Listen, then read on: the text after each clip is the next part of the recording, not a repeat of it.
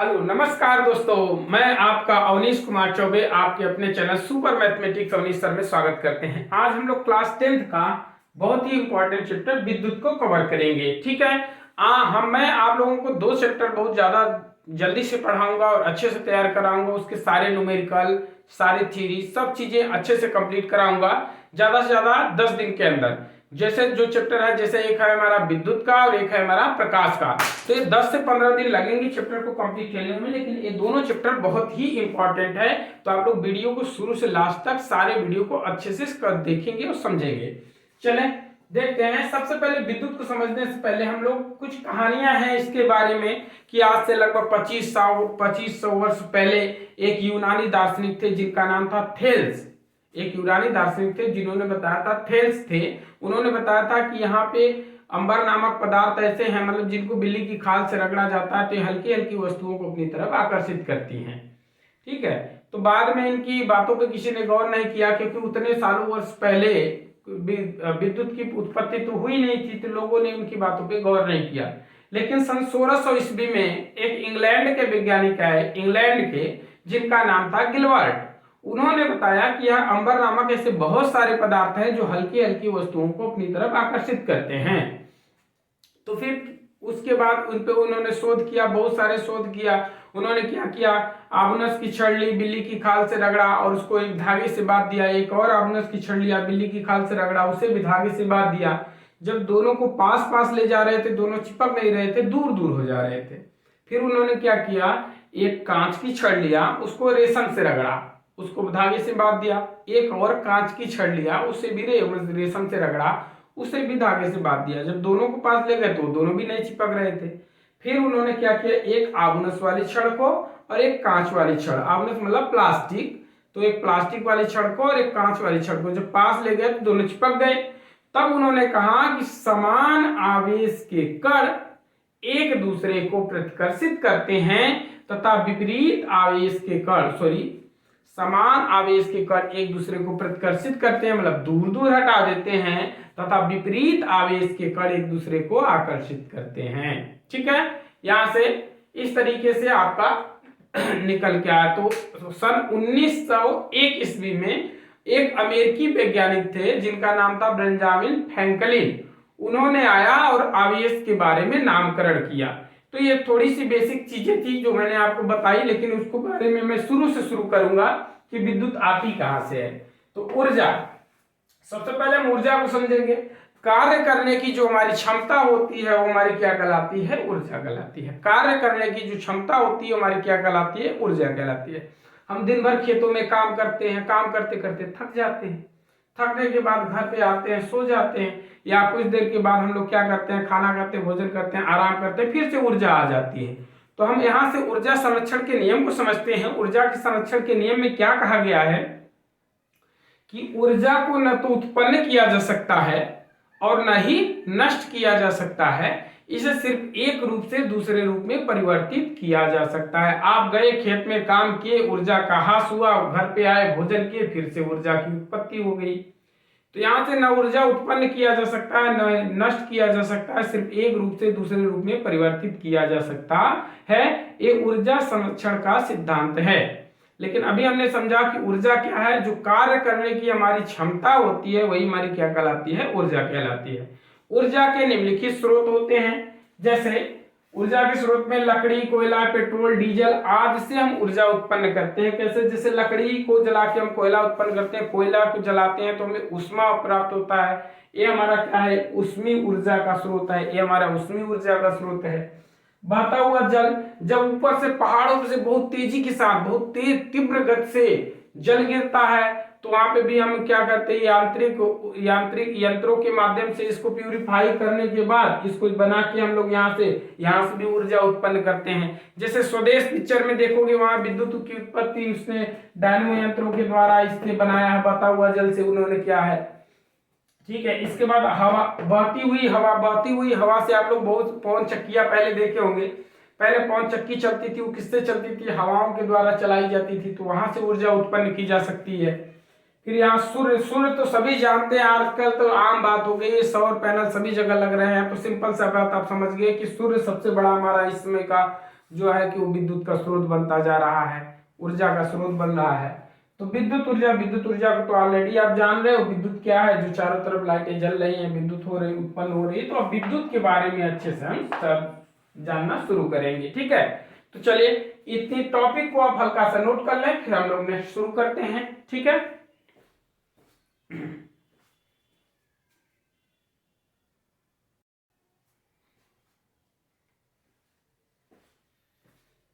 चलिए तो यहां से हम लोग देखेंगे कुछ इसमें विद्युत ऊर्जा के स्रोतों के बारे में। विद्युत ऊर्जा के स्रोत में मुख्य रूप से हमारा विद्युत जनित्र है, जिसे डायनमो कहते हैं, बहुत इंपॉर्टेंट है। क्लास 12th में इस पे इसके कार्यों का वर्णन करने के लिए भी आता है, तो इसको डीपली में भी आगे मैं बताऊंगा। अभी फिलहाल थोड़ा सा समझ लीजिए कि विद्युत जनित्र डायनमो क्या होते हैं। विद्युत धारा डायनमो जो होते हैं, ये आंतरिक ऊर्जा को विद्युत ऊर्जा में परिवर्तित करते हैं। आप लोग इसको एक तरीके से देखते रहें, मैं आराम से बोलता रहूंगा, आप लोग इसको समझते रहेंगे, ठीक है। तो विद्युत जनित्र डायनमो जो है, ये आंतरिक ऊर्जा को विद्युत ऊर्जा में परिवर्तित करता है। इसमें क्या होता है, इसमें किसी बंद कुंडली को चुंबकीय क्षेत्र में घुमाया जाता है। किसी बंद कुंडली में चुंबकीय क्षेत्र को घुमाया जाता है, जिससे विद्युत चुंबकीय प्रेरण के कारण विद्युत ऊर्जा उत्पन्न होती है, ठीक है। तो आप लोग समझ गए विद्युत जनित्र के बारे में कि यह आंतरिक ऊर्जा को विद्युत ऊर्जा में परिवर्तित करता है। इसमें क्या होता है, किसी बंद कुंडली को चुंबकीय क्षेत्र में घुमाया जाता है, जिससे विद्युत चुंबकीय प्रेरण के कारण विद्युत ऊर्जा उत्पन्न होती है, ठीक है। इसको चित्र के माध्यम से भी आप देख सकते हैं, और इसके बारे में मैं आगे आप लोगों को डीपली में बताऊंगा, ठीक है। नेक्स्ट है विद्युत सेल। सेकेंड पॉइंट हमारा है विद्युत सेल, जो क्या करता है, रासायनिक ऊर्जा को विद्युत ऊर्जा में परिवर्तित करता है, ठीक है। यह रासायनिक ऊर्जा को विद्युत ऊर्जा में परिवर्तित करता है, जैसे शुष्क सेल, लेक्लांश सेल, डेनियल सेल, सीसा संचायक सेल, जो बैटरियां होती हैं उनको देख सकते हो, लोग टार्चों में आप लोग यूज करते हो, ठीक है। इसके बाद तीसरा पॉइंट है हमारा प्रकाश विद्युत सेल। यह क्या करता है भाई, प्रकाश ऊर्जा को विद्युत ऊर्जा में परिवर्तित करता है। ये सभी ऊर्जा के स्रोत है, इसलिए सब यांत्रिक को विद्युत में करेगा, रासायनिक को विद्युत में करेगा, प्रकाश को विद्युत, मतलब सारी चीजें किसमें चेंज होंगी, विद्युत में, ठीक है। प्रकाश विद्युत सेल में क्या है, यह क्या करता है, प्रकाश ऊर्जा को विद्युत ऊर्जा में परिवर्तित करता है। इसमें सीजियम और पोटेशियम पर पराबैंगनी किरणें डालने पर निकलने वाले इलेक्ट्रॉनों के द्वारा विद्युत धारा उत्पन्न की जाती है, ठीक है।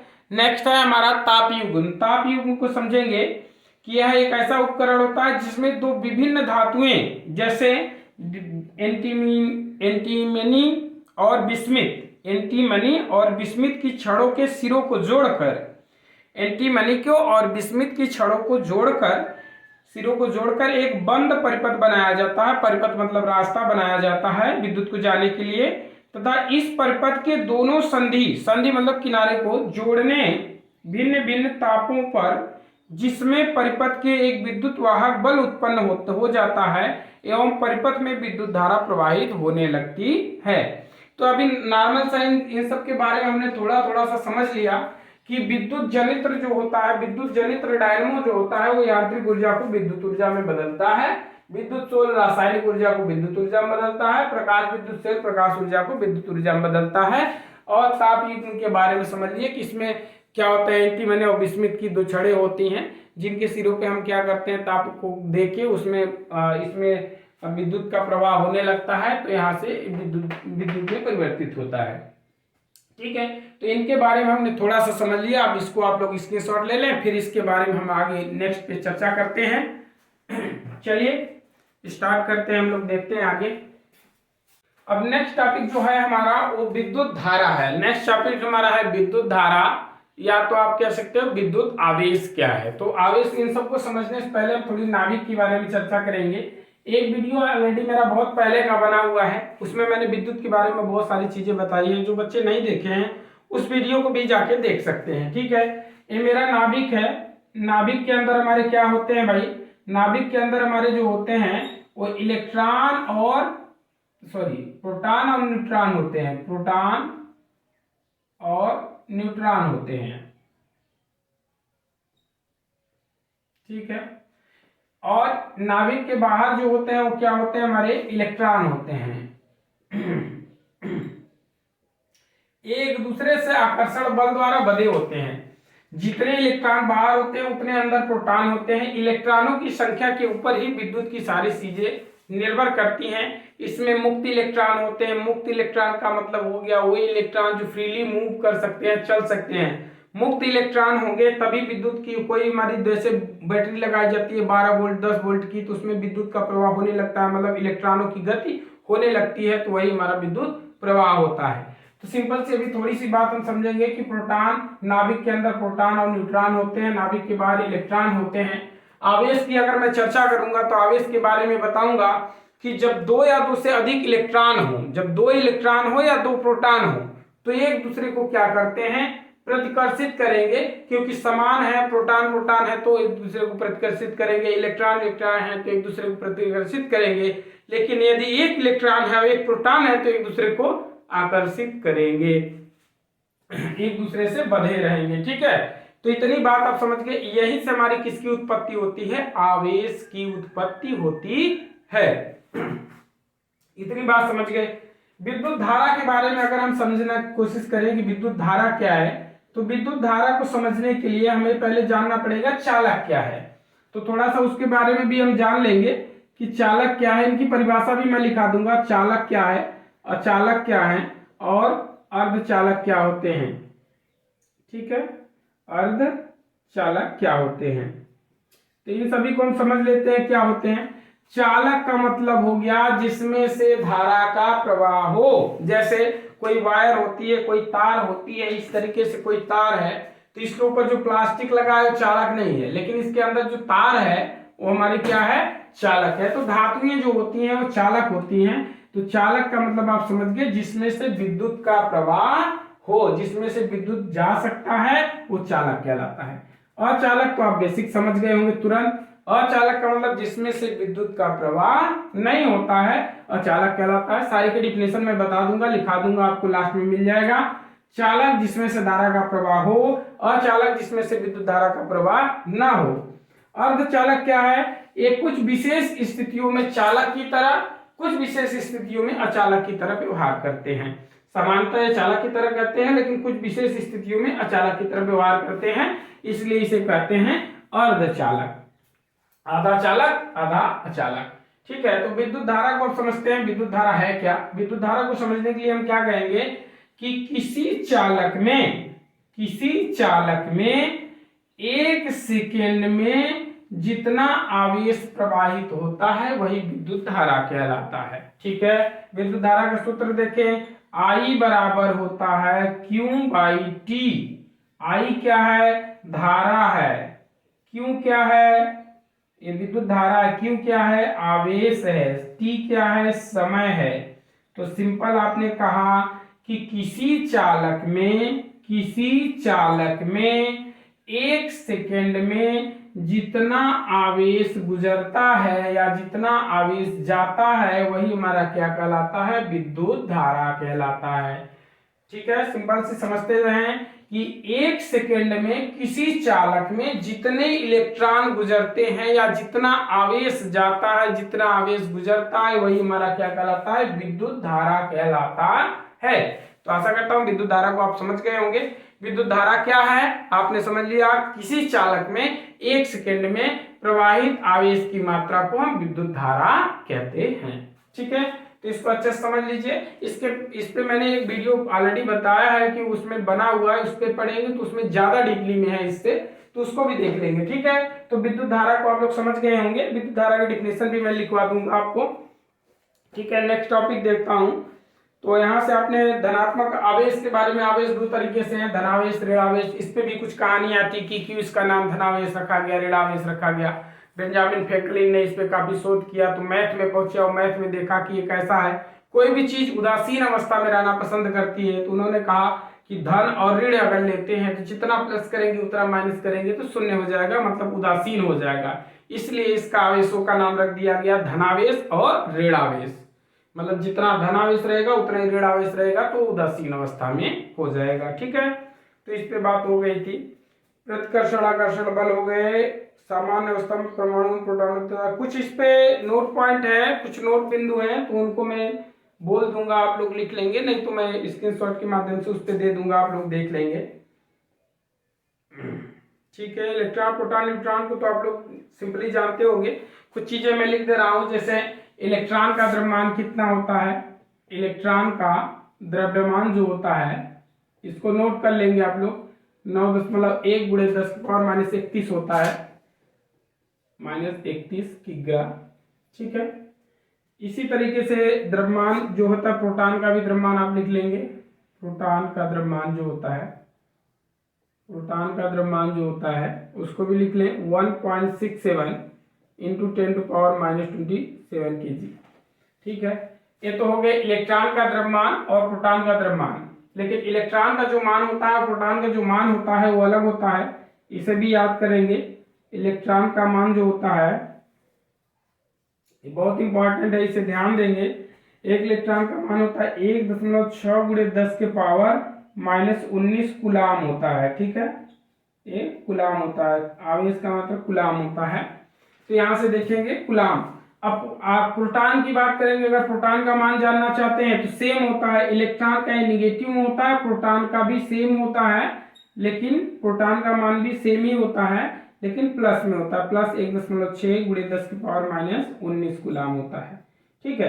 तो ये इलेक्ट्रॉन का मान हो गया, प्रोटॉन का मान हो गया, इलेक्ट्रॉन का द्रव्यमान हो गया, प्रोटॉन का द्रव्यमान हो गया। इसे आप लोग नोट कर लेंगे। ठीक है। अब आगे हम लोग चलेंगे, थोड़ी थोड़ी टॉपिकों को देखते हुए चलेंगे। चलें देखें, पहले वीडियो बहुत ज्यादा लंबी होगी क्योंकि भाई विद्युत धारा को एक वीडियो में कवर नहीं किया जा सकता है। चलिए इतनी चीजें आप लोग नोट कर लीजिए। ठीक है, नोट करें आप लोग फटाफट।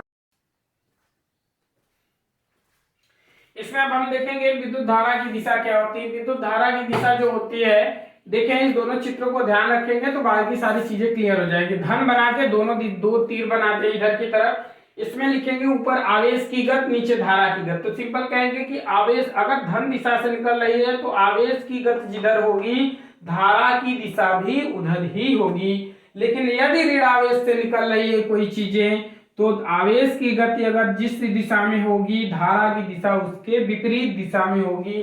तो यही चीज आप यहां लिख सकते हो कि विद्युत धारा की दिशा धन आवेश की गति की दिशा में होती है तथा ऋण आवेश की गति के विपरीत दिशा में होती है। विद्युत धारा की दिशा कैसी होती है, कोई पूछे विद्युत धारा की दिशा कैसी होती है तो कहेंगे कि अगर धन आवेश की गति जिधर होगी उधर विद्युत धारा की दिशा होती है और ऋण आवेश की गति के विपरीत दिशा में होती है विद्युत धारा की दिशा। विद्युत धारा की तीव्रता के बारे में समझेंगे कि विद्युत धारा की तीव्रता क्या है। तीव्रता का मतलब ही आप समझ गए, तेजी से कितनी तेजी के साथ विद्युत धारा का प्रवाह हो रहा है। तो वही सिंपल कहा जाता है कि विद्युत आवेश के प्रवाह की समय दर मतलब कितने समय में कितनी विद्युत धारा प्रवाह की गई। विद्युत आवेश के प्रवाह की समय दर कि विद्युत धारा का आवेश कितने समय में कितना आवेश प्रवाहित हुआ, जितना ज्यादा आवेश प्रवाहित होगा उतनी ज्यादा तीव्र होगी।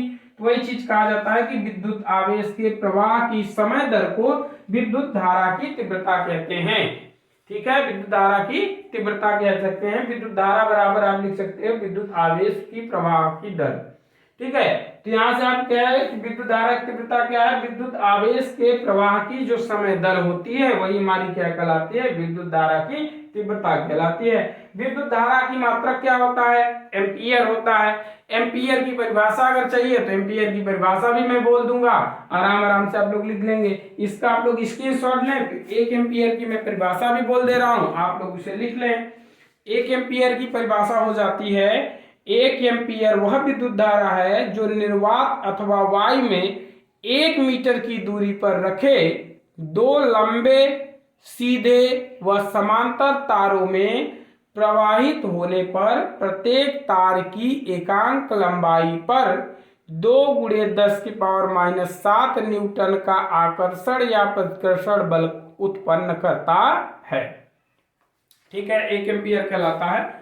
तो यहां से अब हम लोग समझेंगे 1 कूलाम बराबर भी होता है 1 एम्पियर सेकेंड के बराबर होता है। 1 कूलाम जो होता है वो 1 एम्पियर सेकेंड के बराबर होता है। अब हम लोग पहले ही चालक, अचालक और अर्धचालक के बारे में हम लोग देख चुके हैं, तो इनके बारे में आप लोग अच्छे से समझ लेंगे। अब हम लोग विद्युत विभवांतर की तरफ से चलेंगे और विद्युत विभवांतर को अच्छी तरीके से समझेंगे। अब हम लोग देखते हैं विद्युत परिपथ के बारे में। विद्युत परिपथ क्या होता है? परिपथ का मतलब होता है रास्ता।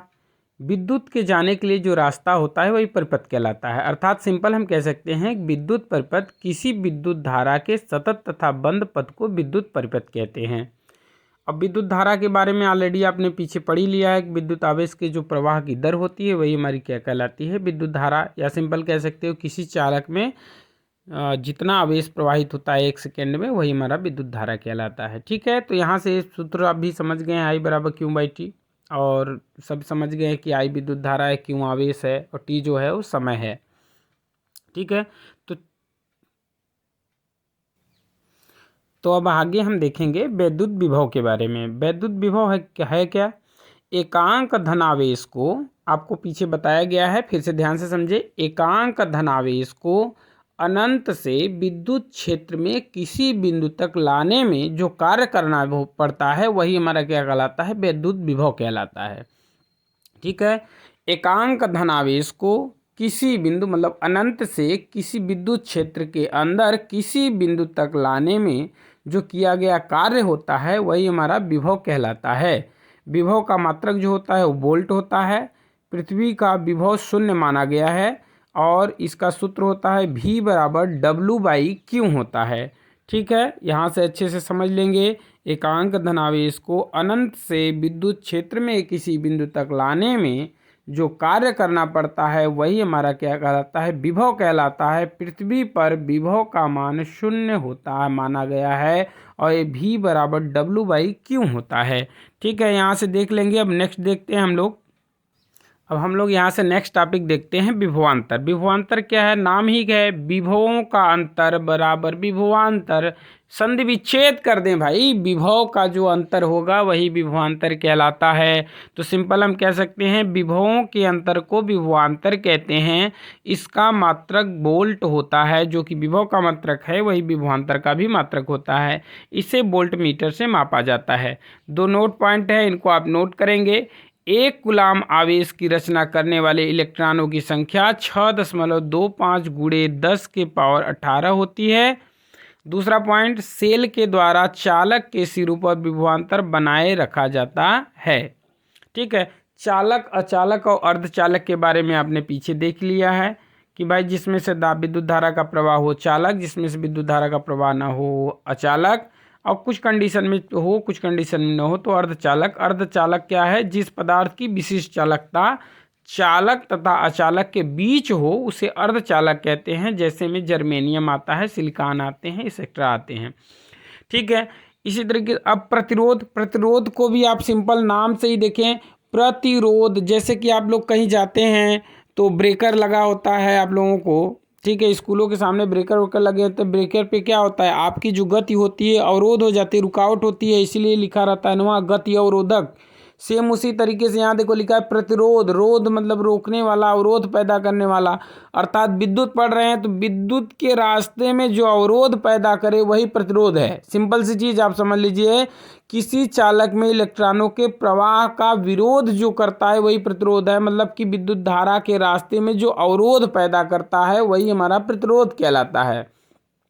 किसी चालक में इलेक्ट्रॉनों के प्रवाह का जो विरोध करता है वो प्रतिरोध कहलाता है। इसका एसआई मात्रक ओम होता है। किसी चालक का प्रतिरोध उसकी लंबाई पर सीधे उसके अनुप्रस्थ काट के क्षेत्रफल पर प्रतिलोमता निर्भर करता है और उस पदार्थ की प्रकृति पर निर्भर करता है जिससे वह बना है।